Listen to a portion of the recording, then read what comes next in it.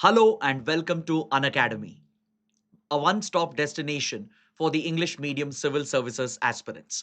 A very good morning and welcome to the most comprehensive Hindu analysis on YouTube. So first, let's look at the topics that we're going to discuss today. In the Delhi edition, we have a number of important articles in the newspaper. We have a total of 18 articles that I'm going to discuss under 15 topics. Around 7 topics for your prelims and mains, and another 8 topics dedicated for the prelims exam. So let's cover all these articles in complete detail so that you don't have to go back and read the newspaper again. But before we start, I have a very important announcement. On the 11th April, Unacademy will be conducting India's biggest civil services championship test. You will get a chance to attempt 50 MCQ questions, and the test will be conducted at 11 a.m. and 5 p.m. So when you participate in this test, you stand a chance to win attractive rewards and scholarship to our IAS courses. Some of the top performers will get attractive gift vouchers. But what is really interesting about the Civil Services Championship test is that the top 32 performers would be chosen for one of India's biggest national level quiz competition. The 32 toppers would be divided into 16 teams, and the entire travel and accommodation expense for this event would be borne by us for all these 32 performers. And in this quiz, the top teams stand a chance to win a very attractive cash prize reward of up to 8 lakh rupees, with the winning team getting up to 5 lakh rupees in cash prize. The runner up team can get up to 2 lakh rupees, with team 3 and 4 making up to 50,000 rupees each. So don't miss out on this event. Those interested, please click on the link in the description and register immediately. You can take up the test either at 11 a.m. or at 5 p.m.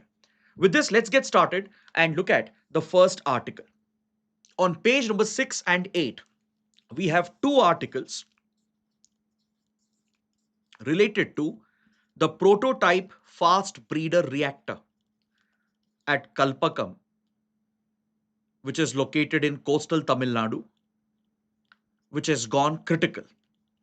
It has achieved the criticality stage, and it marks a major milestone as far as India's nuclear program is concerned. In fact, it's such a big milestone that the Prime Minister himself took part in the event and spoke about the relevance of this milestone in India's nuclear program. So let's understand, why is this event so significant as far as India's civilian nuclear program is concerned? What do you mean by a prototype fast breeder reactor? It's being reported, I'm sure you must be aware, that India has now entered the second stage of its nuclear program. So what do you mean by the second stage? So to understand this, first we need to go back in time. We need to look at the very origin of India's nuclear program. The foundation of India's nuclear program was laid down by the legendary Homi Jahangir Baba. Homi Baba is largely credited to be the architect of India's nuclear program. So Homi Baba laid the grand vision for India's nuclear program, and he laid down a three-stage nuclear program for India in the early 1950s. The reason why India has focused on a three-stage nuclear program is primarily because India does not have sufficient uranium reserves. Unlike other countries, we do not have sufficient uranium reserves. So when you look at the nuclear program of several other countries, they primarily rely on pressurized heavy water reactors, which India also uses in its first stage of the nuclear program. And since they have easy access to uranium and large deposits of uranium, for those countries, just having pressurized heavy water reactors and modern nuclear reactors are enough to generate electricity. But this won't suit India's economic and strategic interests. India does have some uranium deposits, but it's very limited. It is not sufficient to meet the demands of our ambitious nuclear power program. We do have uranium mines at Jaduguda in Jharkhand. in the Meghalaya plateau as well. Uranium deposits have been discovered and uranium mining is carried out. Recent deposits have been discovered at Tumalapalle in Andhra Pradesh, in parts of Rajasthan and Karnataka as well. But these are very minor deposits. That's the reason why India depends heavily on uranium imports. And now you know that any import dependency can become a vulnerability. It can become a strategic weakness. Just like we have a import dependency for oil, gas, critical minerals. Similarly, developing a dependency for uranium imports is not sustainable. So India has signed several nuclear deals with key producers such as Australia, Kazakhstan, with Canada, with Namibia as well, right? So that India can have access to uranium supplies to power the first stage of a nuclear program where pressurized heavy water reactors are primarily used to generate electricity. But this does not fit into the grand vision of India's nuclear program. Just depending on uranium as a fuel to power your heavy water reactors is not an ideal plan for India, mainly because of the constraint, the resource constraint that we have.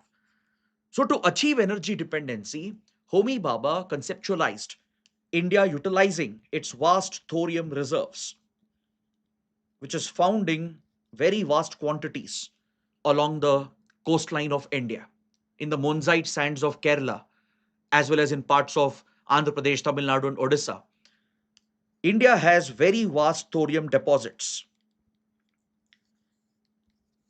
So, this can help India achieve self sufficiency in the nuclear sector.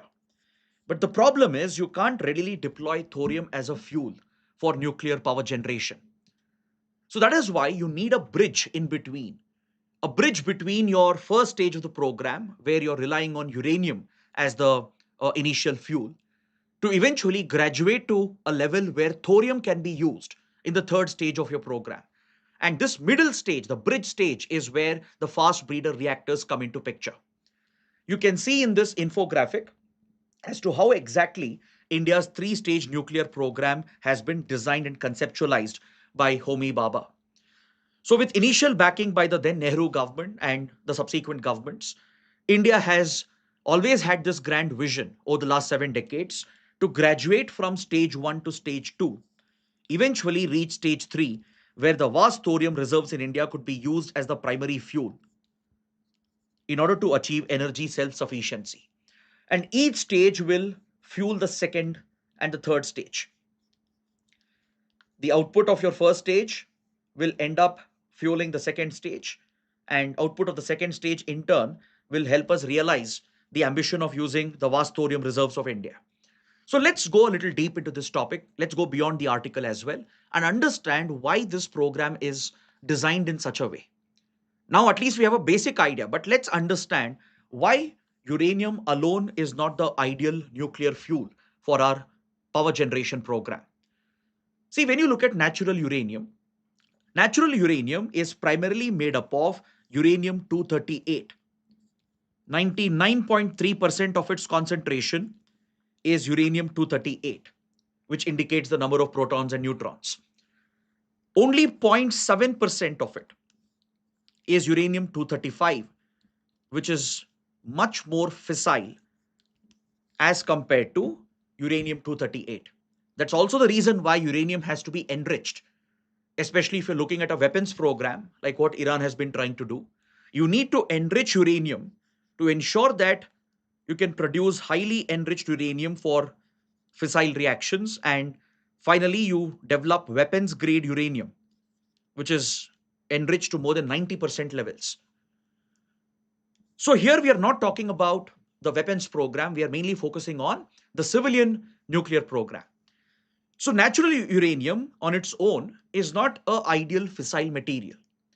So some level of enrichment is needed to ensure that it has higher concentration of uranium 235 as compared to 238 in order to establish a self-sustaining chain reaction.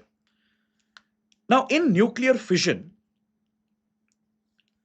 the radioactive fuel is basically bombarded with neutrons. in order to split the atom. And these neutrons in turn can sustain a self-sustaining chain reaction, thus generating sustainable power, which can be commercially exploited. Now, when you look at India's first stage of the nuclear program, we have primarily relied on a type of reactors known as PHWRs, pressurized heavy water reactors. In pressurized heavy water reactors, the neutrons are slowed down using a moderator because you need slow moving neutrons to essentially split natural uranium, which is slightly enriched. And this basically produces a small amount of plutonium as an output, along with energy. It is this heat which is heated up, which is used to heat up water to generate steam that rotates your turbines to generate electricity. So one of the byproducts of this process is a small amount of plutonium, along with the heat which is released, and a lot of neutrons are also released in the process.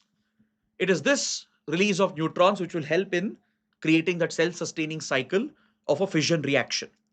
But the problem here is that the heat has to be managed, right? The heat can reach enormous levels. So you need a coolant.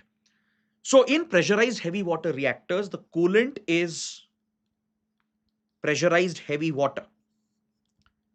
That's the reason why these reactors are referred to as pressurized heavy water reactors. Heavy water is much easier to produce, to control, to manage, and the overall operation of such a plant is considered to be much more safer and reliable and quite easier as well, given the advances that has happened in nuclear technology. But the problem here is that PHWRs are very, very inefficient. When you're using uranium, right, even though it is slightly enriched, the concentration of U-235 is very less.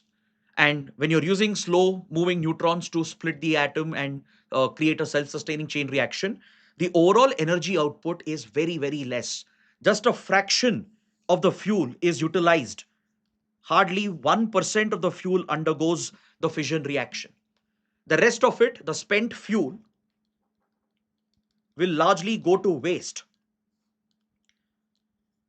So this is not sustainable for a country like India.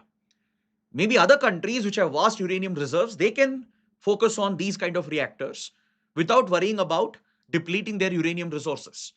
But this is not viable for India. That depends heavily on uranium imports. So we need to have a plan where we can use the spent fuel and focus on generating more plutonium, which will become the bridge stage, the second stage, to lead us to the third stage where thorium can be employed. So this is where fast breeder reactors come into picture. What is a fast breeder reactor? This can even be a prelims question. A fast breeder reactor basically produces more fuel than it actually consumes. See, in the first stage, the fuel which is utilized is largely spent. Just a small fraction of it undergoes nuclear fission. Hardly 1% of it is utilized, generating some amount of energy. So it's a very inefficient process. But compared to this, in a fast breeder reactor, there is more fuel being generated at the end of the cycle. So here the plutonium that was generated in your first stage, along with the spent fuel, that is uranium, is used in combination to drive the second stage in fast breeder reactors. So basically, you will not let anything to go waste. With some amount of reprocessing of the spent fuel, you can turn this spent uranium into a uranium blanket, which shields the plutonium. And here, fast moving neutrons are used in order to split the atoms to sustain this chain reaction. So you have a reactor core primarily made up of plutonium generated from the first stage of the program, which is surrounded by a blanket of depleted uranium from the first stage itself. So whatever output you got from the first stage is utilized here.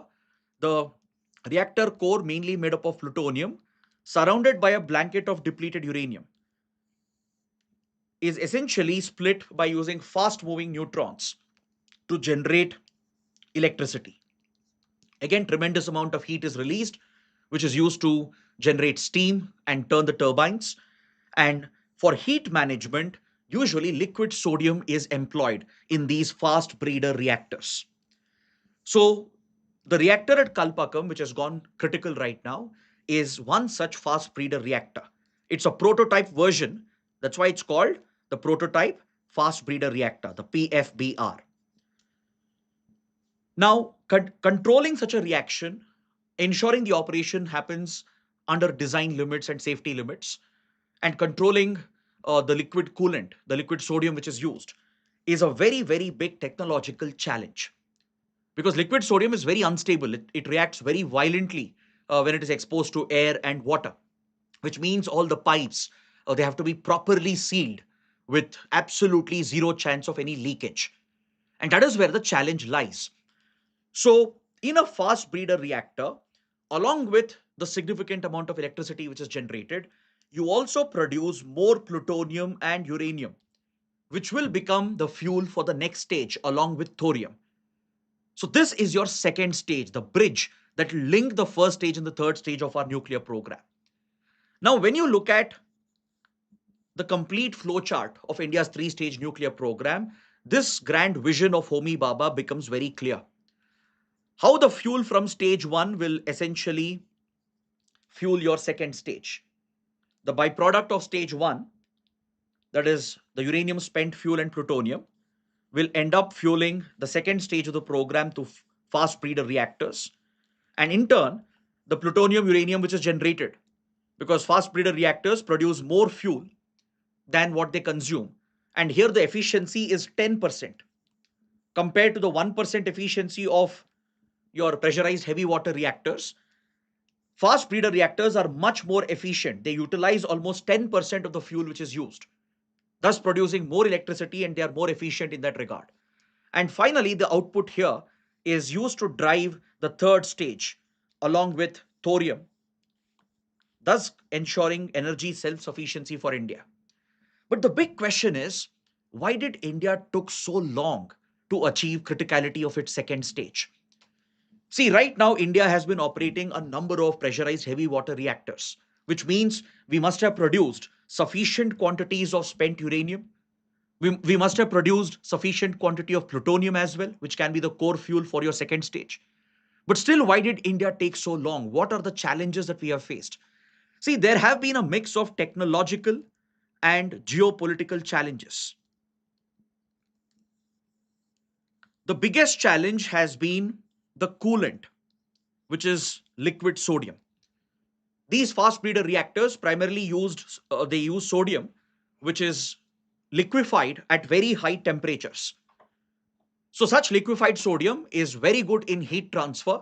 It can efficiently control the heat levels generated by this fission reaction.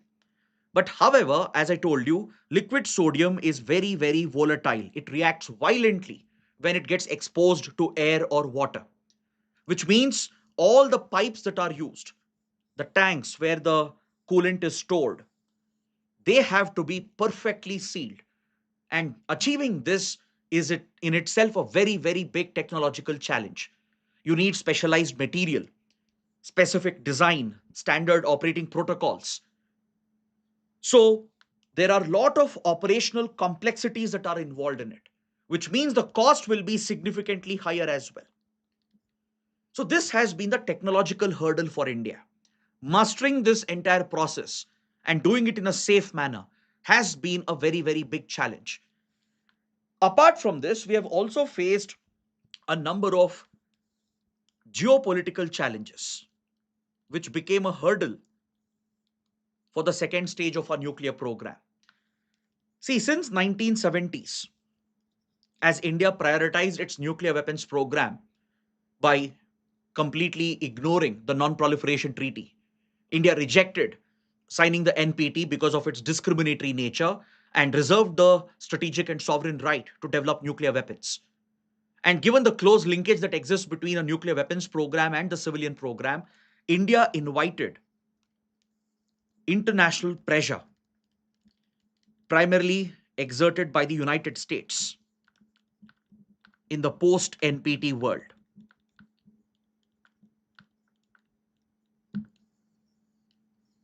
So this led to technological sanctions on India, especially after India carried out its first nuclear tests in 1974 under Operation Smiling Buddha.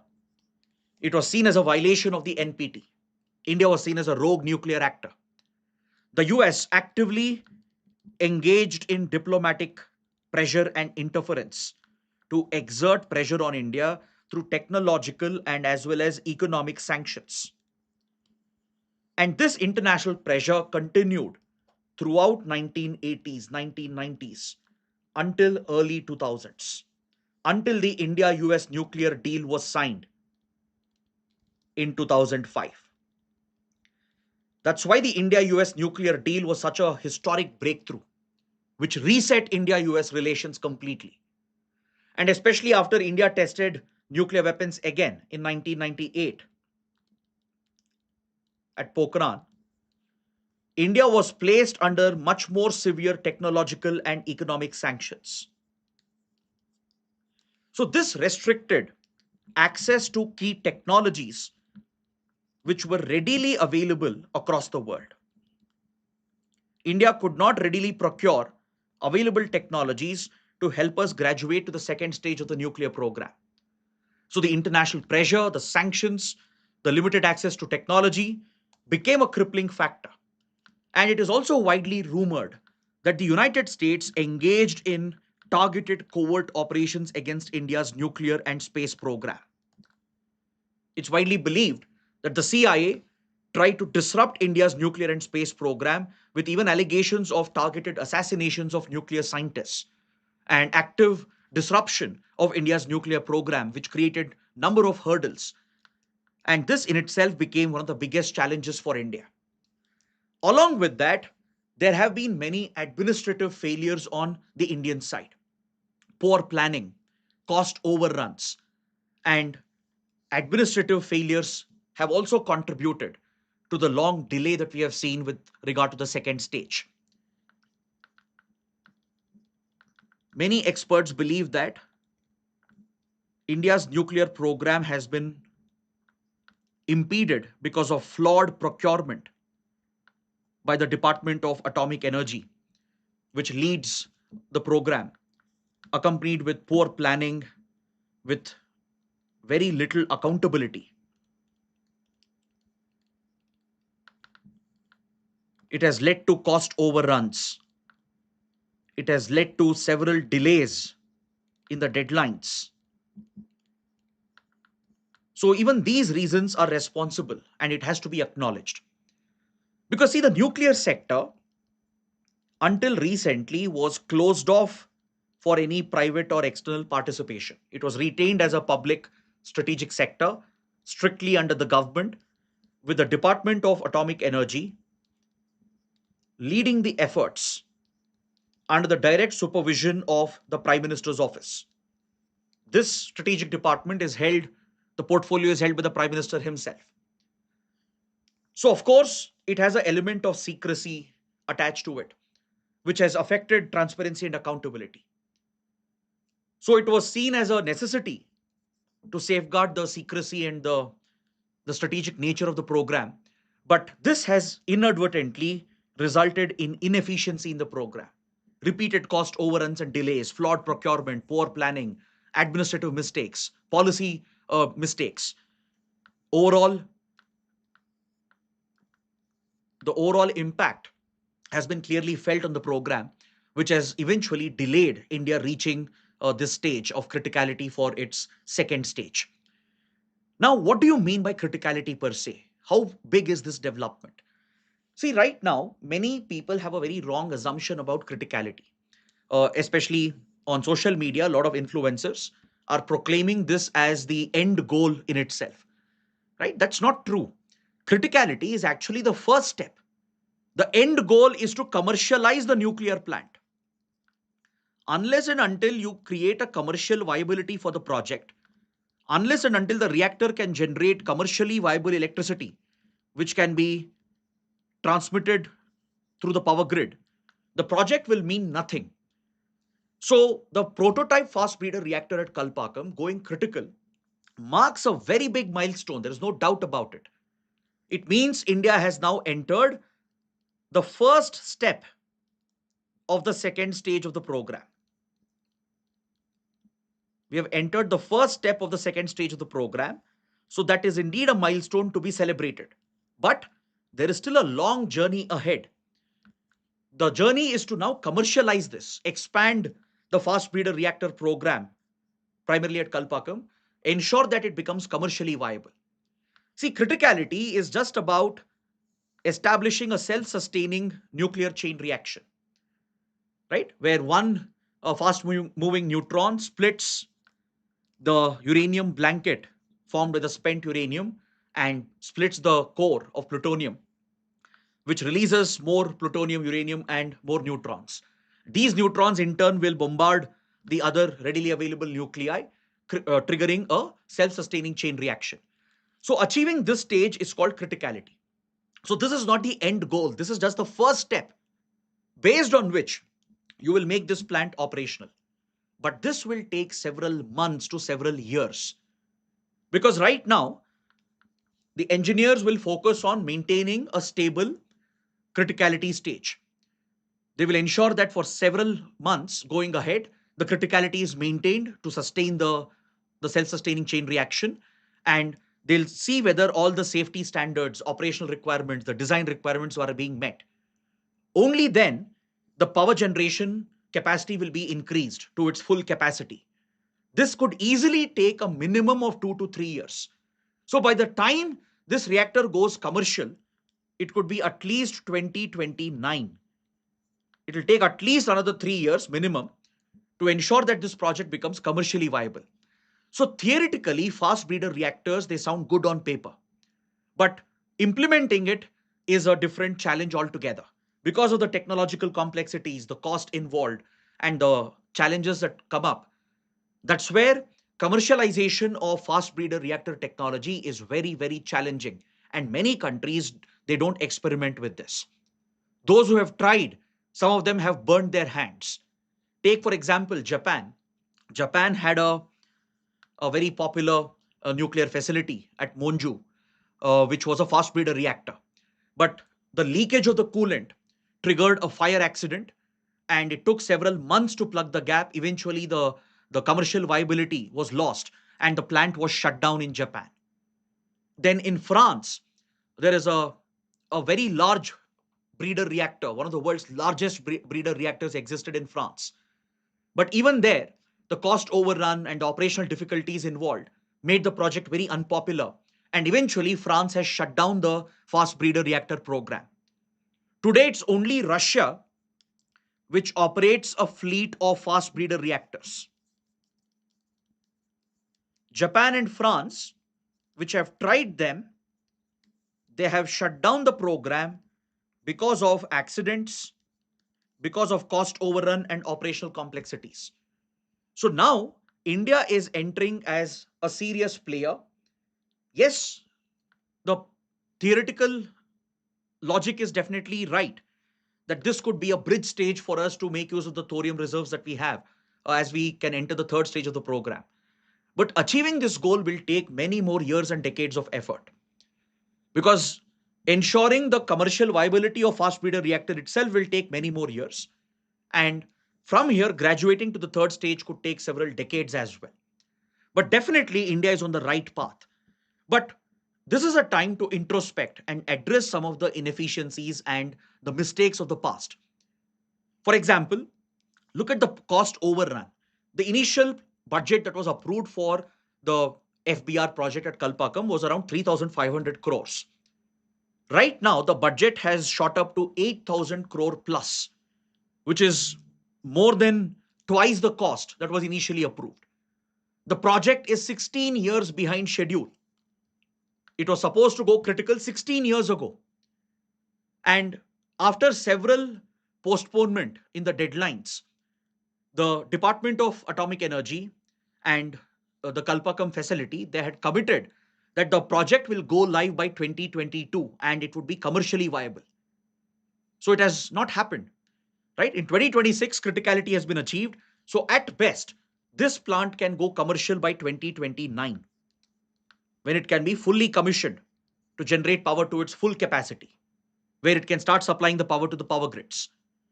So now India needs to look at the problems and address them, solve them right now, so that we can avoid the mistakes and reduce the time required. Ensure that the costs are kept minimal. Ensure that such delays do not happen again.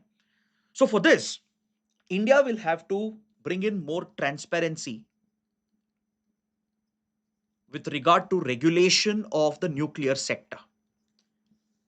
This would be a critical policy introspection that is required. See, right now, our primary goal is to ensure how India can become energy self-sufficient, right? Yes, using thorium makes absolute sense because we have declared a goal of achieving net zero emissions by 2070, for which we have to decarbonize our economy, move away from fossil fuels, thermal power plants, and we are focusing on clean renewable sources of energy. But what if solar and wind energy are commercially more feasible compared to nuclear energy? This is the honest introspection which is required from a policy making perspective. We should not blindly chase the three-stage nuclear program just because we have vast thorium reserves.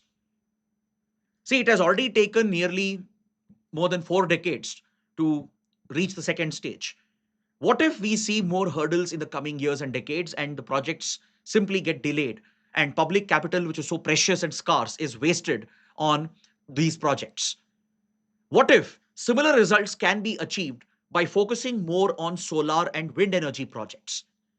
So that requires more transparency from the government itself, from the Department of Atomic Energy, the regulator, and all the other stakeholders in the nuclear sector.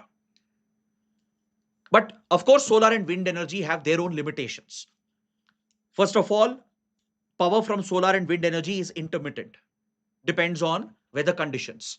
You need good battery storage solutions for that. And also, solar projects and wind projects can have an environmental impact.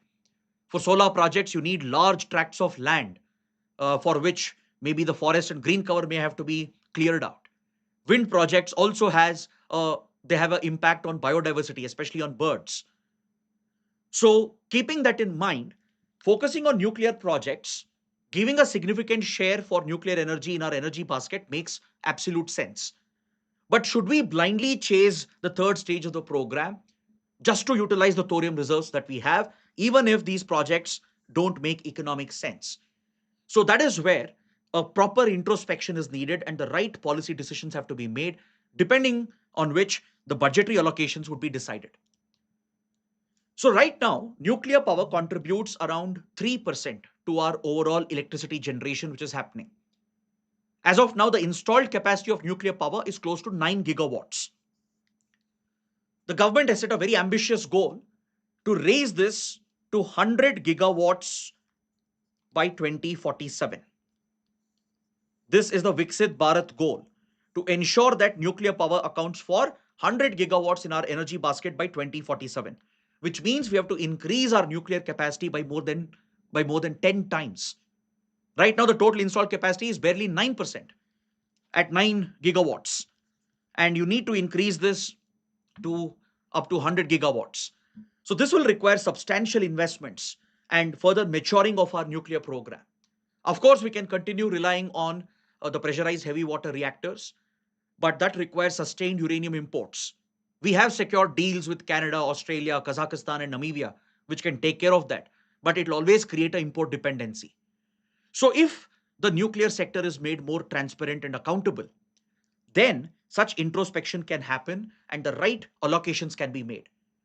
See, it doesn't mean we will shut down the nuclear sector. No. The sector definitely has its advantages. If we can reach the third stage, nothing like it.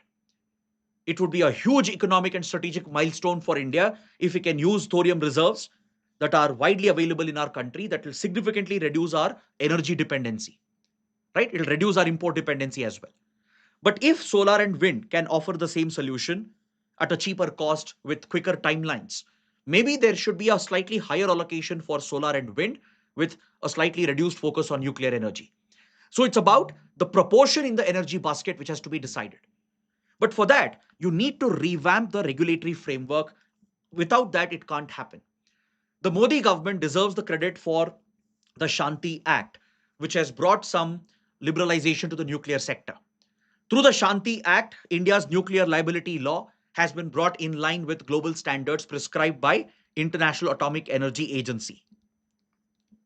And through the Shanti Act, private sector participation is being promoted and small modular reactors are being promoted. India is even opening up for greater foreign participation by foreign private players to sell their nuclear reactors to India. But the bigger concern and problem is that the Department of Atomic Energy and your Atomic Energy Regulatory Board, they both function under the Atomic Energy Commission, which in turn comes under the Prime Minister's office.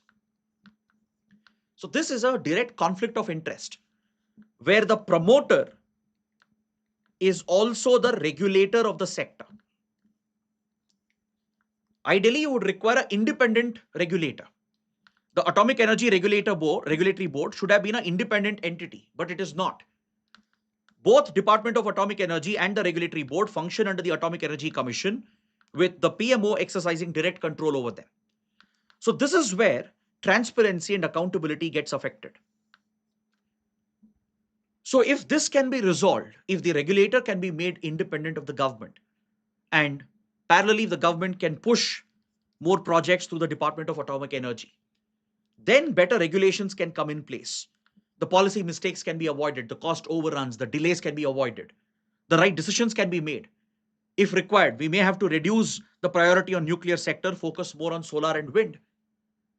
Or if this makes sense, then India can double down on nuclear projects. But for that, you need to reform the sector itself. You can't have the promoter being the regulator. The government itself is the promoter and the government itself is the regulator as well. So this is a case of conflict of interest. That's one reason why there's a lot of opaqueness when it comes to information with regard to our nuclear program. Of course, some information will have to remain classified given the strategic and sensitive nature of this sector. But if you're looking at commercialization of nuclear power, then it requires greater regulation, independent oversight is mandatory. So if these changes can be brought about in the coming years, then the nuclear sector holds great promise for India. So based on what we have discussed, please take up this practice question. It's related to the success that India has seen with the Fast Breeder Reactor program, with the prototype reactor achieving criticality. Why is it a major milestone? And what challenges has India faced in the past? Why were there such delays? And what is the right way for India, the path for India to achieve energy self-sufficiency? Is nuclear energy the only path? Should we blindly chase the third stage of the program so that we can utilize the thorium reserves that we have? Or should we diversify, rethink, and introspect and reconsider the priority for nuclear sector and solar and wind energy sector? Let me know what is your take on this in the comments. Do you think we should double down on nuclear projects, blindly chase the third stage just because we have thorium? Or should we be a little more smart about it and ensure that right priorities are given, not just for nuclear sector, but even for solar, wind, and the other forms of cleaner renewable energy? Now let's move to the next article on page 6. The article is written by the Director General of the CII, the Confederation of Indian Industry. It's an industry association that plays a major role in representing the Indian industries in front of the government, lobbying with the government and working with the government to create a easier framework for industries to function in the country. So the article definitely can give you a great insight. And the article is mainly focused on the Jan Vishwas Amendment Bill, which has been recently passed in the Parliament. This is the second iteration of the Jan Vishwas Bill. The amendment makes some significant changes to the previous version of the bill that was brought out just a few years ago. So let's quickly understand what is the purpose, the mandate of the Jan Vishwas Amendment Bill, what does it seek to do, and how can it transform the Indian industry? See, the Jan Vishwas Amendment of Provisions Bill 2026 is being lauded by the Indian industry and by experts as a forward-looking policy. The Modi government deserves the full credit for initiating these economic reforms, these policy reforms, which can significantly reduce the compliance burden on the industry. See, India is often said to be a country which is over legislated, over regulated, with very poor enforcement. We have many outdated laws and regulations. Some of it doesn't even make sense. Many of them have no relevance in today's economy, and yet they are in place. Most of these legislative and regulatory provisions, they carry a criminal liability, even for minor violations and minor mistakes. So this becomes a huge deterrent for entrepreneurs, for industry owners. It affects ease of doing business. Let's say you're a small time entrepreneur, you want to set up a new startup or start a new industry, a small micro industry. The number of licenses you need to get, the number of regulations you need to follow is, is very cumbersome. And complying with regulations itself becomes a big burden. So this becomes a deterrent. It basically creates hesitance amongst the investors and the entrepreneurs to even take the lead, to take the initiative.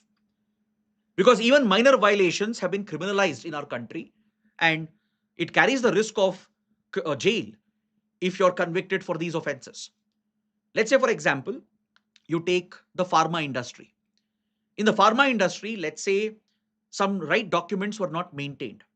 And if errors were made in documentation, right, even for clerical errors or very minor lapses, there was a criminal liability which was present. The concerned officials could be dragged to courts under criminal provisions and even jailed. This was seen in export-oriented industries as well. You see this in textiles industry. You see this with regard to patenting and copyright laws in the country. Even minor clerical errors in the documentation process of patents and copyrights would attract criminal provision with a jail term, along with very hefty fines. So this would be a huge deterrent for the industry. And there were many other provisions as well. For example, with regard to railway sector, in the transport sector, let's say you don't give up your seat, you don't vacate a seat which has been reserved, a berth which has been reserved by a passenger. This would attract a criminal punishment. Or smoking in the premises of a metro station was seen as a criminal offense. Yes, it's a civic nuisance, it poses a health hazard, but a person need not be jailed for that. So these outdated provisions are now being completely removed, decriminalized. They are being replaced with civic penalties. They are being treated as civil offenses, attracting penalties under civil laws, not under the criminal laws. So this would simplify the regulatory framework. It will improve compliance. It will make it easy for us to comply with these laws and regulations, thus creating a predictable regulatory environment. That is exactly what is needed to promote ease of doing business. See, the government should be seen as a catalyst. It should be seen as a facilitator for the industry. It should not just be the enforcer of rigid, outdated laws, many of them which can't even be complied with. So this hesitance will affect investor sentiment, right? It will actually deter good entrepreneurs. Because see, most citizens, most institutions, they don't have a malified intent to commit a criminal offense, right? But mistakes might happen. There might be minor lapses, procedural lapses, or due to technical challenges, there might be a small lapse. Now, for each and every mistake, if you start jailing people, then that will become a huge deterrent, which will affect the economic sentiment. So, getting rid of these outdated laws and provisions, decriminalizing these provisions, has been a top priority under our economic reforms agenda. So, the government brought out the Jan Vishwas Amendment Act in 2023, 3 years ago. The first step was taken to decriminalize such provisions. Around 183 provisions from 42 different acts of the parliament, they were decriminalized, which were administered by 19 ministries and departments of the central government. So now the government has taken the second step. Through the Jan Vishwas Amendment Bill 2026, the second iteration of reforms are being carried out. 784 provisions from 79 central acts are being reformed. Many of them are being removed, and around 717 provisions have been decriminalized. So, this provides for rational governance. It rationalizes the regulatory framework, makes it more predictable, which is what investors look for, right? Investors and entrepreneurs, they require a very predictable and easy regulatory environment so that they can work with the government, achieve the national goals. But of course, when there are serious offenses which could threaten public safety, which could threaten the environment, let's say in an industry, in a hazardous industry, if there is negligence, if there is no compliance for safety norms and standards, that could result in a very tragic accident which could pollute the environment, which could result in loss of life, which could affect lakhs of people. Those serious offenses, they remain criminal offenses, but for minor procedural lapses, the provisions are being decriminalized, outdated provisions are being entirely removed from across around 79 different central legislations. So this reform has been brought out thanks to the combined efforts of the government and all the stakeholders, the industry representatives, experts. They've all worked together to suggest what changes were required to remove the criminal liability where it was seen to be disproportionate. So, through these changes, what the government is bringing in is a framework where a notice will be issued initially and then fines will be imposed by treating such minor offenses as civil liabilities, not as criminal liabilities. Instead of creating an environment of fear and distrust by threatening jail term for the violators, the reform proposes issuing a notice and then imposing hefty fines to ensure compliance. This could bring in better compliance, ensure there is a more alignment with the regulatory standards that are mandated through these laws. It will also reduce the burden on the judiciary as well. The judiciary is overburdened with cases. There are at least 5 million plus cases that are pending at higher courts, total of 50 million cases across the judiciary, which are related to such offenses which otherwise could have been done away with. This increases the overall backlog of cases in the judiciary, burdens the judiciary itself. So, when the provisions are decriminalized or removed entirely, and it becomes an administrative executive role to issue the notice and impose the penalties instead of attracting judicial adjudication, it will significantly save time and resources for the industry as well, right? The concerned departments, through executive orders, they can issue the notice if there is a first time violation for a minor lapse. If there is a repeat, they can impose a fine, and this will become a natural deterrent. So, this will not only reduce the burden on the judiciary, it will make it more practical to implement and enforce them. Because judicial cases would drag, taking months and years, thus affecting enforcement as well. So, the overall reduction in court congestion could have an impact on around 50 million total pending cases in courts. This will essentially have a retrospective effect as well.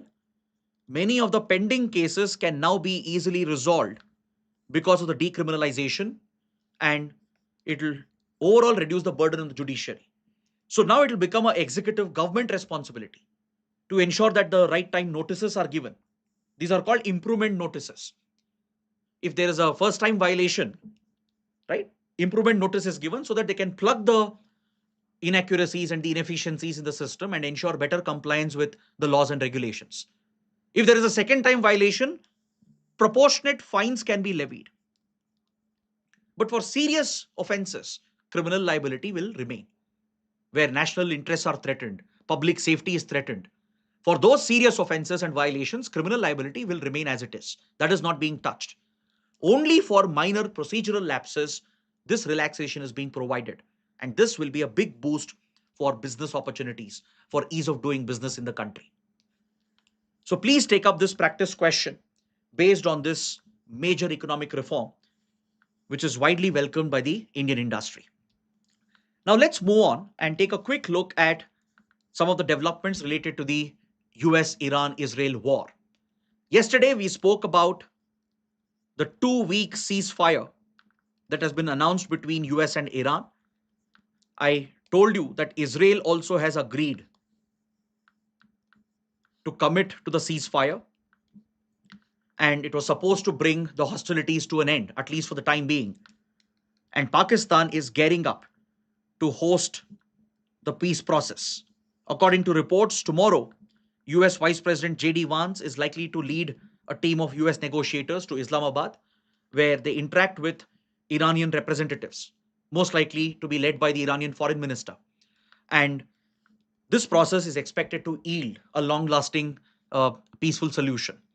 But however, yesterday I already warned you, I told you that this ceasefire may not last. The peace process might break apart very quickly.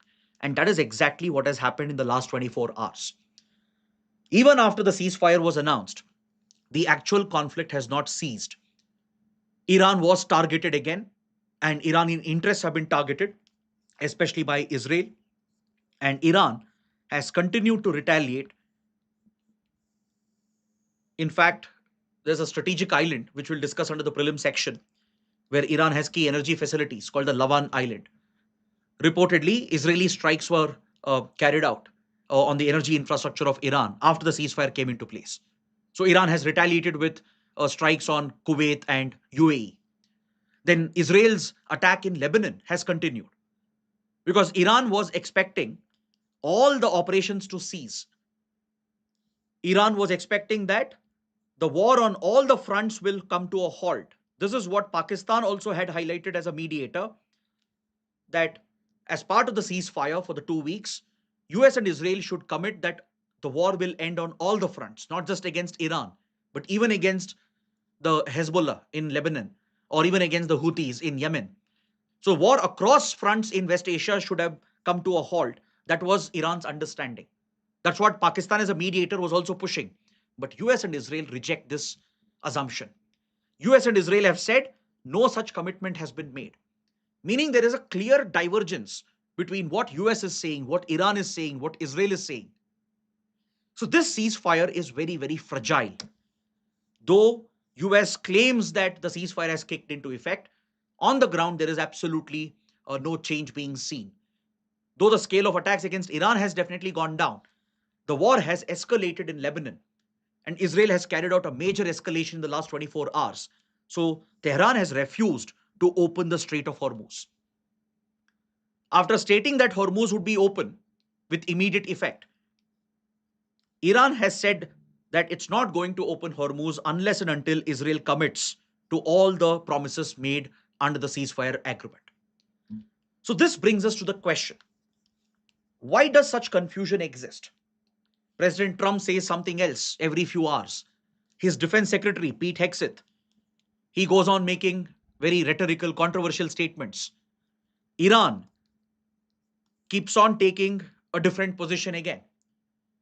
This difference mainly comes up because Iran and US right now are on completely different pages altogether. Remember, yesterday we discussed in detail the 10-point peace proposal of Iran and the 15-point peace proposal of United States. There is a world of difference between the two proposals. Iran is demanding for the war to cease on all the fronts, which means Israel, US have to stop their attacks even against Lebanon and other countries and other proxies of Iran. Israel and US are saying we have not agreed to any such commitment, which means Israel is free to carry out the war in Lebanon in order to target Hezbollah. This itself is a major point of difference. Then with regard to the nuclear program and the stockpile, the US says Iran has committed that it will engage in talks to permanently end its nuclear program and hand over the stockpile to IAEA and accept IAEA inspections. Iran says it has not made any such commitment and it wants to retain the right to enrich uranium. With regard to Hormuz, the US says that Iran will no longer exercise any control or blockade. But Iran says it has a sovereign right, that it will continue to impose a sort of a toll to generate enough revenue in order to reconstruct the country, which has been damaged by the war. So look at the contradiction in both the statements and the peace proposal made by both sides. It's this divergence which is resulting in a lot of confusion. So Trump might claim that the ceasefire is working, he might say everything is fine, but on the ground, the picture is entirely different. So after the ceasefire was announced, Israel has carried out a very, very big escalation by launching massive airstrikes on Lebanon, targeting even crowded cities like Beirut. More than 100 targeted airstrikes have been carried out within a span of 10 minutes. And that too in central Beirut, which is densely populated, and during daytime, when a lot of civilians could be present. So in these attacks, reportedly more than 100 Lebanese people have been killed. Many of them could be civilians, including women and children. And this even constitutes a war crime. When you are deliberately targeting civilian locations without distinguishing between combatants and non-combatants, right? When you know that during daytime there is more commercial activity going on, and you drop massive bombs in a commercial area, in a densely crowded area, where many civilians could also get slaughtered, this accounts for a classic case of war crime, a crime against humanity. And Israel has continued with such operations, saying that it has not agreed to stop the war against Hezbollah. Yes, Hezbollah poses a serious threat to Israel. Hezbollah is indeed an extremist proxy of Iran. But for the ceasefire to work, both sides have to remain committed to the promises that have been made. So there is a clear divergence from the expectations of all the sides. The European countries have also pitched in. Europe has welcomed the ceasefire. Britain, France, the European Union, they've all welcomed the ceasefire, and they've urged US and Israel to ensure that the war stops on all fronts, including the conflict in Lebanon. They realize that Iran is not going to budge unless and until the Israeli attacks on Lebanon will stop. See, the question of Iranian proxies can be addressed through the peace process, through the negotiations that will happen at Islamabad. But it appears that Israel is using this window which is still available to ignore the ceasefire and still carry out strikes on Hezbollah, because Israel's goal is essentially to wipe out Hezbollah. But such a strategy, a militaristic strategy, has never worked. In the past as well, Israel has targeted Hezbollah multiple times, taken out its leadership. But each and every time, Hezbollah manages to revive. That's how any extremist organization works. So in order to target an extremist group, you can't go on targeting civilians. You can't bomb entire cities. And that is where the fundamental point of friction comes up. Even European countries are urging US and Israel to ensure that the war stops on all fronts, including in Lebanon. But Israel refuses to do it. US has supported Israel in this, saying that we have not agreed in the ceasefire to stop the war in Lebanon. But Iran is now saying that without stopping the war in Lebanon, will not remove the blockade on Hormuz. So this could easily lead to the complete breakdown of the ceasefire itself. Even before Pakistan could achieve something meaningful through the peace process, the ceasefire could break down and we could see the resumption of conflict, which could further escalate very quickly. So look at this article on page 13. I think this will paint a better picture. The seafarers who are stuck in Persian Gulf, who are not able to cross the Hormuz Strait, they say that there is no impact of the ceasefire. They're still not sure whether they can safely pass through Hormuz.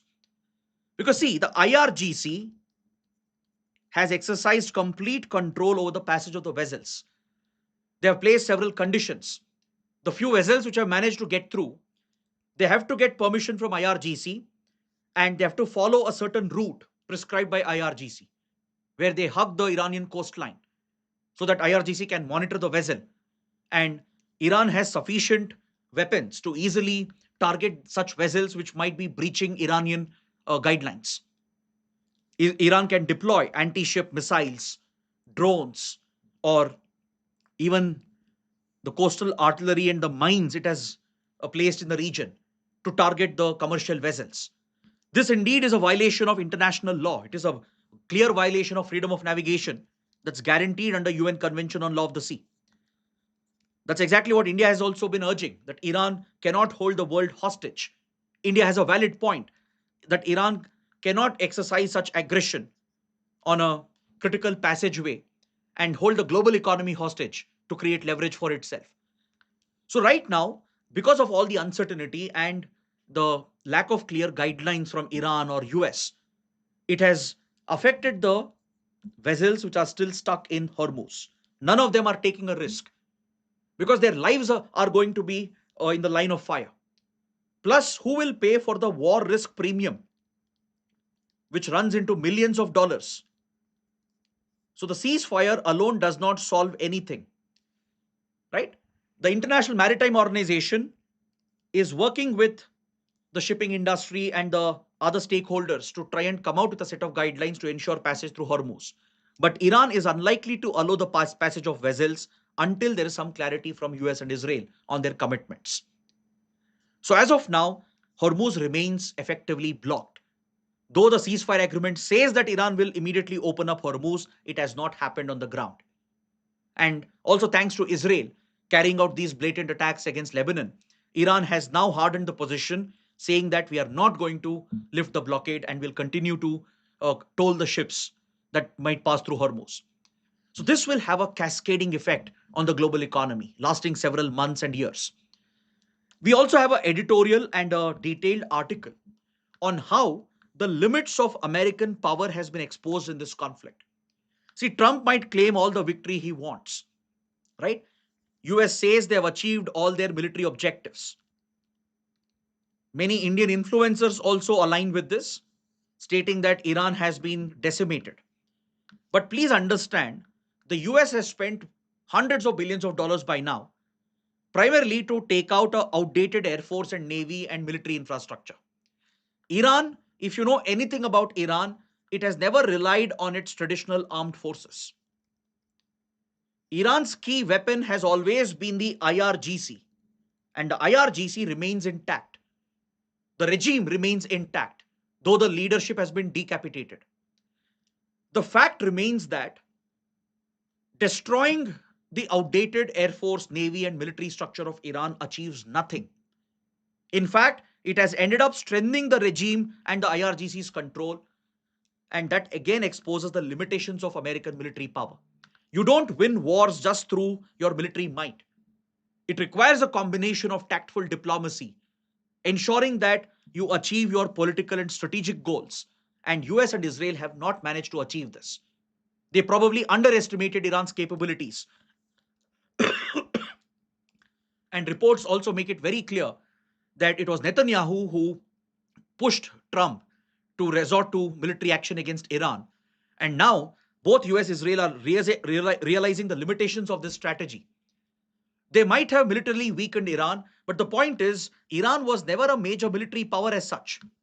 Right? Its armed forces have been one of the most outdated in the world. It's the IRGC which can resort to asymmetric warfare with its huge arsenal of missiles and drones and covert proxies. And that's how Iran can remain as a key player in the region. So look at how Iran has been able to destabilize the entire Gulf, hold the global economy hostage by exercising control over Hormuz. And this shows that the American military might has its limitations and it's getting exposed right now. So if the US has to walk out with some sense of victory, it has to do this on the negotiating table. It can't be achieved on the battlefield. And for that, Israel has to behave. So US will have to ensure that the red lines are made clear to Israel, and at the same time, Iran should also behave responsibly. And ensuring this is the responsibility of United States.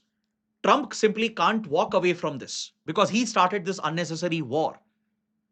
Right? Now, when you look at the peace plan, which US is pushing, you know what is the shocking fact? Most of the demands, Iran was agreeing to it in February 2026 before the war started. During the Geneva talks mediated by Oman, Oman had confirmed that a deal is very close by. Iran is agreeing to stop its nuclear enrichment and hand over the stockpile as well.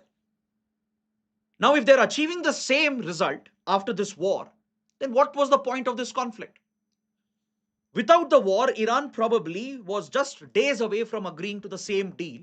And this whole war, which has caused a lot of bloodshed, which has resulted in loss of innocent lives, which has drained the global economy, could have been possibly entirely avoided. So at least now, US should behave as a responsible power, but it's very difficult to expect this from someone like Trump, given the kind of statements he has been making, given the kind of rhetoric his defense secretary has been making. That's why the editorial takes a very strong stance against the imperial sort of approach that US is following to impose its will on others and the limitations of such a strategy. So with this, let's move to the next topic. We'll continue to track the development.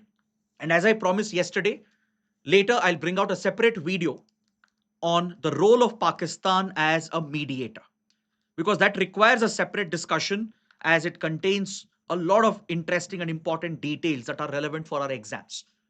First, we need to understand the role of mediation in international diplomacy to achieve conflict resolution and understand why Pakistan is able to place itself as a viable mediator and why Iran and US, both sides are accepting Pakistan as a mediator. Does it pose any challenge for India? This is something I'll discuss in a separate video. Just watch out on our YouTube channel. Later today, we will be bringing out a separate video on this. I want all of you to please watch this so that you have complete clarity on the topic, as it has direct implications for Indian interests. Now, coming to the next set of articles on page 1 and 13, the Monetary Policy Committee of the RBI has decided to keep the repo rate unchanged at 5.25%. The RBI is adopting a neutral stance by considering that the ceasefire could probably end the West Asia war. See, repo rate is the rate at which commercial banks borrow from the RBI. It's a key monetary policy tool used by the Monetary Policy Committee, chaired by the RBI governor, to control liquidity. So if growth has to be promoted in the market, you need more liquidity, where borrowing costs will be lower. And for that, repo rate will have to be reduced. So if the cost of borrowing goes down, there's more liquidity in the market, which will automatically drive investments, creating demand and drives up economic growth. But this could also lead to inflation. So it's an inflation management tool as well. If inflation has to be brought under control, repo rates are increased, the borrowing cost is brought up, so that excess liquidity can be sucked out from the system in order to bring a control on inflation from the demand side. The demand can be curbed in order to control inflation. So this is the primary policy tool employed by the Monetary Policy Committee of RBI to either promote growth or control inflation. So now the RBI has taken a neutral stance given the ceasefire which has been announced. It is hopeful that the ceasefire could probably bring the war to an end, because otherwise, if the war continues, it can have a cascading effect on the Indian economy. So in that case, RBI will have to take a call. The Monetary Policy Committee may have to reduce repo rate to reduce the cost of borrowing and infuse liquidity in order to push growth in the Indian economy. Because see, the RBI governor has admitted that the Iran war has imposed a significant economic cost on the Indian economy. The rising cost of oil, gas, and commodities due to the disruption of the supply chains could directly shoot up India's import bill, creating a wider gap in our balance of payments, widening our current account deficit, which in turn could become inflationary. And that's a vicious cycle that you can enter into. This could affect the overall growth of the Indian economy, because if there is a shortage of fertilizers, shortage of key raw materials and intermediaries and inputs, it can affect multiple industries from textiles to pharma. That's something we have been discussing from the last 1 month. This in turn can affect our domestic demand as well, eventually. Right? As of now, Indian economy remains quite resilient because the domestic demand is insulated from external shocks. But eventually, domestic demand will also take a hit, as almost every industry will get affected, which can have an impact on purchasing power. Rising inflation could affect demand directly, and that would become a vicious cycle for the Indian economy. It would be very hard to break out of that vicious cycle. That's why the RBI, the Monetary Policy Committee, is keeping a close watch, and they're ready to lower the rates anytime if necessary, if the war doesn't end, if the economic impact were to extend. The rates might be lowered in order to reduce the cost of borrowing and to drive investments. Next, there's an article on the second page referring to CAQM, the Commission for Air Quality Management for the Delhi NCR region. What is the development? The development is that the CAQM has imposed a fine of 61.8 crores on 6 thermal power plants operating in the NCR region. See, CAQM is a statutory body established through a law passed in 2021, the Commission for Air Quality Management Act for NCR region. So this statutory body, which is headed by a chairperson who is a government official, or IAS officer of the rank of secretary or chief secretary, with 5 ex officio members, the chief secretaries of the concerned states in Delhi NCR region, or secretaries from the Environment Department, from the government of Delhi, Punjab, Haryana, Rajasthan, and UP, along with 3 full-time technical members, NGOs, and technical experts from Central Pollution Control Board, ISRO, and Niti Aayog. So this statutory technical body is mainly tasked with implementing the GRAP, the Graded Response Action Plan, in order to combat air pollution in the Delhi NCR region. So it not only exercises tremendous authority during the winter months, but throughout the year, the Commission plays a critical role in keeping air pollution levels lower. So it can impose hefty fines and penalties on the violators, on industries, on individuals as well. It can restrict economic activity. It can restrict polluting activities in order to keep pollution under the prescribed standards. So one of the main sources of air pollution in Delhi NCR region is stubble burning, where the farm residue is burnt by farmers in Punjab, Haryana, parts of UP and Rajasthan as well, to quickly clear the farmland for the next cropping cycle. I'm sure all of you know this, and you understand that this is one of the key contributors for significant air pollution in Delhi NCR. So to curb stubble burning, the CAQM, in coordination with the concerned state governments and the UT of Delhi, they've designed a program to divert the farm stubble, the agricultural residue, which can be turned into these pellets, these biomass pellets. And the CAQM has directed thermal power plants in the region to mandatorily use at least 3% of these biomass pellets in combination with coal for power generation. Is that clear?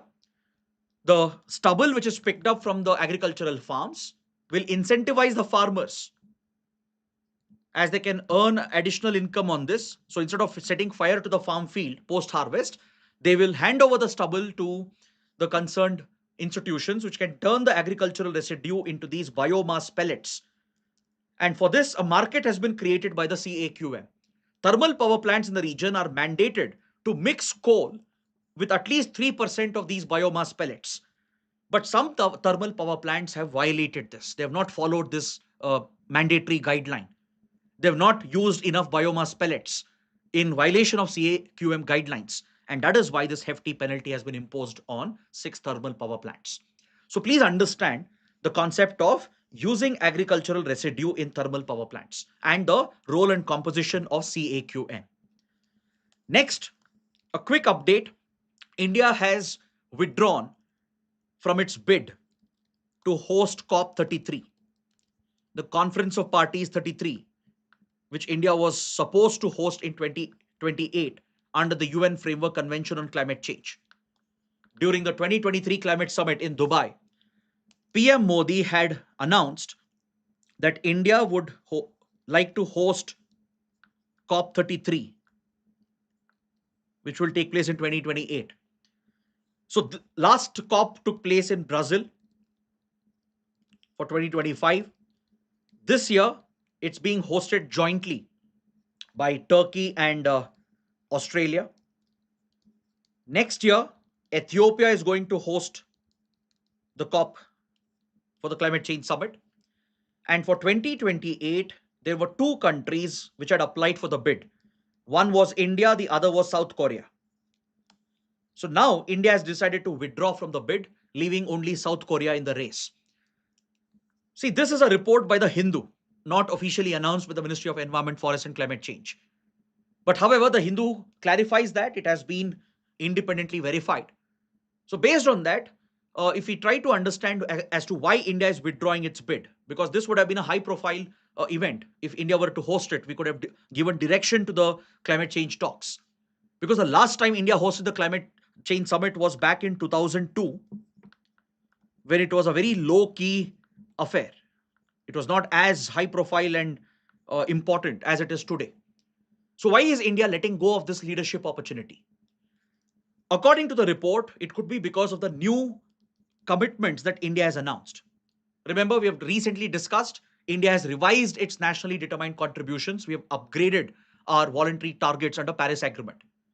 India has committed that by 2035, 60% of our installed electricity capacity will come from non-fossil sources. We have already achieved the previous target of 50% installed capacity of renewable energy. We have already reached 51, 52%. So now the goal is upgraded to 60% by 2035. India also has announced that it will reduce its emissions intensity by 47%, which is an upgrade from the previous 45% goal as a percentage of its GDP. And will also increase our carbon sink through afforestation to increase our carbon sink capacity to 3.5 to 4 billion tons of CO2 equivalent. Previously, it was around 2.5 to 3 billion tons. So this is an upgradation from the Indian side as far as its voluntary commitments are concerned. And the report indicates that this could be a reason. But again, it's not clear from the government side as to why India is withdrawing from its bid to host COP28. Next, we are seeing a slight improvement in India's relations with Turkey. India-Turkey relations have been affected because of its alignment with Pakistan and Azerbaijan and the nexus that has emerged between these three countries, which has been pro-Pakistan and anti-India. The leader of Turkey, Recep Erdogan, has repeatedly interfered with India's internal issues, including Kashmir, making controversial statements, supporting Pakistan on the Kashmir issue at global platforms like UN and Organization of Islamic Cooperation. When Pakistan tried globalizing the Article 370 issue or the anti-CAA protests, Turkey was more than willing to back Pakistan's stand, and even Azerbaijan was aligning with it. So this had created a diplomatic challenge for India. Then recently during Operation Sindoor, these countries crossed a line by supplying arms and weapons to Pakistan in the midst of conflict. Turkey was accused of supplying arms and drones. Some of it was organized through Azerbaijan. And obviously the ties had taken a back step. India had tried repairing the relationship in the past. In 2023, when Turkey was hit with a massive earthquake, India had even carried out a humanitarian disaster relief operation called Operation Dost. And we had extended HADR support, humanitarian assistance and disaster relief. But despite this, the hostility had continued to grow. So India had tried building better ties with countries like Armenia, Greece, and Cyprus, which are natural rivals of Turkey and Azerbaijan, to counter this. As part of the Nagorno-Karabakh conflict, as Turkey sided with Azerbaijan, India sided with Armenia, and Armenia became one of the biggest buyers of Indian defense and weapon systems, from the Akash to the Pinaka rocket systems to radars. India has been a key supplier of military hardware to Armenia. We have built close strategic ties with Greece and Cyprus. Both countries have standing territorial maritime disputes with Turkey.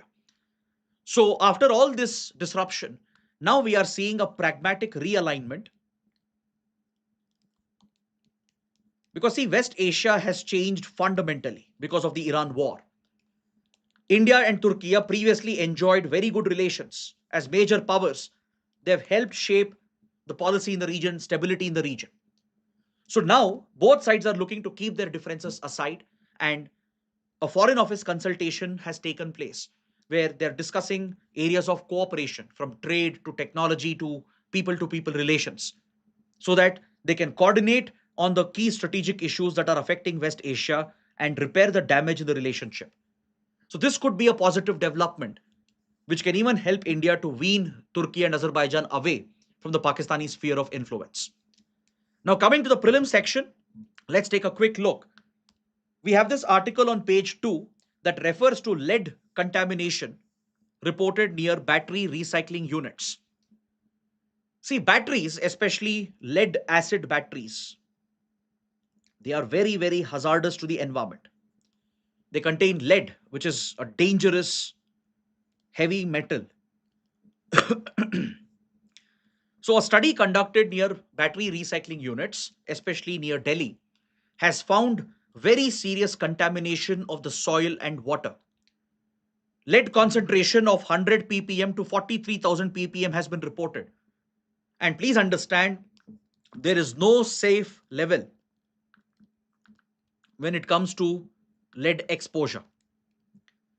Even the minutest of exposure to lead can have very serious detrimental health impact, according to the World Health Organization. So please understand what is lead poisoning. What does it impact as far as human health is concerned? It can have a serious impact on our cardiovascular system. It can lead to high blood pressure and cardiovascular diseases. It can even affect the kidney functioning, leading to kidney failure. It can affect fetal development in pregnant women, resulting in birth defects. So it can have an intergenerational impact as it can affect fertility, it can affect fetal development and growth, leading to birth defects. So any lead contamination, lead poisoning is a very, very serious case of environmental pollution. And this is also a violation of the battery waste management rules of 2022 that was brought out by the Ministry of Environment, Forest and Climate Change. Battery recycling units and the battery manufacturers in India, they are responsible under the battery waste management rules of 2022 to implement the EPR framework, the extended producer responsibility framework. So according to EPR framework, the producer of hazardous products, they are responsible for the entire life cycle of the product, from its production to its disposal and recovery and recycling through the waste management process. So, if battery recycling units are causing the leaching of lead into the environment, causing significant contamination, then these companies, battery manufacturers, and the battery recycling units, they are responsible. They can even be penalized under the battery waste management rules of 2022. The next article related to security. The Delhi police have carried out a massive operation against cyber criminals. Hundreds of cyber criminals have been detained as part of Operation CyHawk 4.0. This is the fourth edition of Operation CyHawk. It's led by the Delhi police in coordination with Indian Cybercrime Coordination Center, I4C, which is under the Ministry of Home Affairs. It's the nodal institution under the MHA to deal with cyber crimes, cyber frauds, including the digital arrest frauds that you see online or the targeted digital campaigns that fraudsters run on social media to dupe innocent people. So such criminals who are operating across India, they have been targeted under Operation CyHawk, and this happens to be one of the largest such operations against cybercrime in the country. Next, on page 4, there's an article referring to soil Sakhis. This can be a great prelims topic under agriculture. So this is a initiative seen in the state of Maharashtra, particularly in the arid, semi-arid belt of the Vidarbha Amravati region, in the drought-hit districts. A civil society organization, a non-government organization, has started this initiative to empower women and use their services to improve soil health and soil fertility. Basically, this civil society organization has hired and trained several women from local communities as soil Sakhis. They will reach out to the local farmers, collect soil samples, and they will take it to the testing laboratories where the soil fertility will be tested. Based on that, scientific advice will be given to the farmers which crops to grow, what kind of fertilizers to use. This will reduce over usage of fertilizers, which in turn can reduce emissions, as fertilizer overusage is directly linked to carbon emissions. It could even contaminate the soil. So, this initiative achieves multiple objectives. It can assist farmers, especially in drought hit areas, to focus on the right kind of crops, the right variety of crops, and get better understanding of soil type and soil fertility to decide the fertilizer input and the usage, which can also bring down emissions related to fertilizers. And more importantly, it will empower women from local communities because these soil sakis are paid around 8 to 10,000 rupees per month, which gives them financial independence and increases the role of women in farming and agriculture. Next, ISRO has published the annual Indian Space Situational Assessment Report for 2025. See, ISRO keeps a close watch on space debris through Project Netra. It monitors all the defunct satellites and the space objects that are left behind through multiple launches that keep happening across the world. So it tracks every single launch happening across the world and tries to track these objects that are left behind in orbit. So according to the assessment, 4,600 new objects were introduced in low Earth orbit because of 315 space launches that took place in 2025 alone. The report goes into further details as to how many foreign objects are located and how many Indian objects are present. For example, there are few rocket components left behind by launch vehicle M or LVM-3. There are few components left behind by PSLV, GSLV launches. ISRO tries to deorbit some of them. It carries out deorbiting maneuvers or orbit raising maneuvers to take them out and park them in a safe location, or it allows them to naturally deorbit and come back into the Earth's atmosphere, where most of it will burn up and crash into open spaces. So, this is part of ISRO's responsibility to ensure safety in space. So, this assessment report paints a clear picture of the rising space debris problem. How many objects, thousands of them, are being introduced, right? It also gives a picture about India's functional satellites and defunct satellites. Currently, we have 27 operational satellites in orbit. This depicts our space assets. We have a total of 86 Indian satellites present. Most of them are defunct. Some of them have been deorbited, and 27 of them are still operational. So this gives you situational awareness about space traffic and space debris. Next, an article related to history at the historic Elephanta Island off the coast of Mumbai. A major archaeological discovery has been made by the Archaeological Survey of India, the Mumbai branch of ASI. They have excavated a rock cut reservoir, which is believed to be 1,500 years old. You can see this spectacular rock cut structure where a reservoir, a step well, has been discovered dating back to nearly 1,500 years. See, Elephanta Island is already famous for its rock cut cave temples. It's a well known historic site. Archaeologists have discovered very good rock cut structures which have been intact. They have discovered brick structures as well, clearly laid out for water supply many centuries ago. Many important artifacts have been discovered, establishing the maritime links of the west coast of India with the Africa region, the Persian Gulf, and the Mediterranean region. Pottery work has been discovered. Artifacts related to textiles and dyeing has been discovered over here. Uh, Coins dating back to Krishna Raja of the Kalachuri dynasty of the 6th century has also been discovered over here. So this establishes that Elephanta Island was a thriving commercial trading center, and it used to have maritime linkages with the global trade networks of that era. So further studies and excavations would be required to bring out the further details.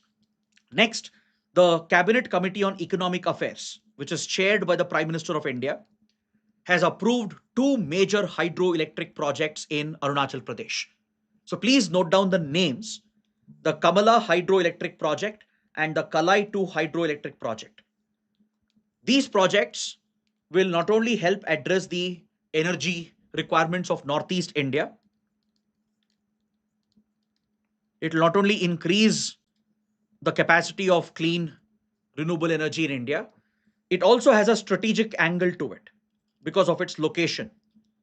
Since it's in Arunachal Pradesh, a key border state bordering China, and given that China is looking to dam the Yarlung Sangpo or the Brahmaputra with mega dam projects, such projects have a strategic significance as well. Now, I'll give you one small homework. Can you find out on which rivers are these dam projects coming up? The Kamala hydroelectric project and the Kalai 2 hydro project. Please find out on which rivers are they being built. Now, this article on page 14 refers to the Lavan Island in the context of the Iran war. So, as the ceasefire was being worked out and announced, strikes have been reported, most likely by Israel, on Iran's energy facilities at Lavan Island. See, in the Persian Gulf, there are many Iranian islands which are of great strategic importance. We have the Karg Island, which we have discussed repeatedly. Then we have Iran's arc defense through a set of 7 islands, including Qeshm, Hormuz, Larak, Hengam, Greater and Lesser Tunb, and Abu Musa. This is where Lavan is located, between Karg and the 7 arc islands, where you have the Hormuz Strait. This is another key energy facility of Iran.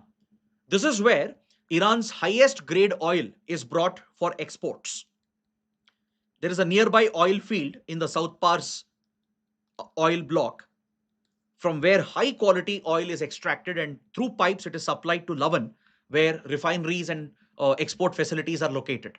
So it's a critical infrastructure of Iran. So they were targeted, and Iran has retaliated with strikes on Kuwait and UAE's energy infrastructure. So please note down the location of Lavan Island for a map-based question. Coming to the last article for today, in the supplement page where science and tech environment-related articles come up, there's an article mentioning the usage of pulsars by Indian scientists to come up with a new method to measure distances in deep space. So what are pulsars? You can expect a basic prelims question. See, pulsars are nothing but neutron stars which are rapidly spinning. And neutron stars are basically the core of a dead star. As a star reaches its end of its life cycle, it expands, becoming a supergiant, resulting in a supernova explosion. And after the supernova event, the core collapses rapidly, and you see the emergence of a dense neutron. And if they start spinning rapidly, these neutrons become known as pulsars because they emit electromagnetic and radio waves at periodic intervals. Pulsars are specifically known for very strong radio waves that they emit, almost like a lighthouse beacon. Like how a lighthouse, the beacon keeps moving at regular intervals and periods. Similarly, in case of a pulsar, if you observe it, right, using the right scientific equipment to read the radio waves which are coming in, at regular intervals, these radio waves keep on arriving. So using this regularity of the radio waves, you can measure the distances of various objects in deep space, right? Because these radio waves, they undergo a lot of bending due to gravitational influence. And they also come across various cosmic objects that they interact with. And depending on how the radio waves bend, at what time they arrive, any deviation in the arrival time period can be used to calculate exact distances in deep space. And that is something Indian scientists have worked upon. So please know what are pulsars. You don't have to go into the technical details of this, but just know what pulsars are. On this note, I bring my analysis to an end. I hope it was a useful, insightful session. If you benefited from the session, please let me know through your comments and likes. That's it. Thanks for watching. See you tomorrow.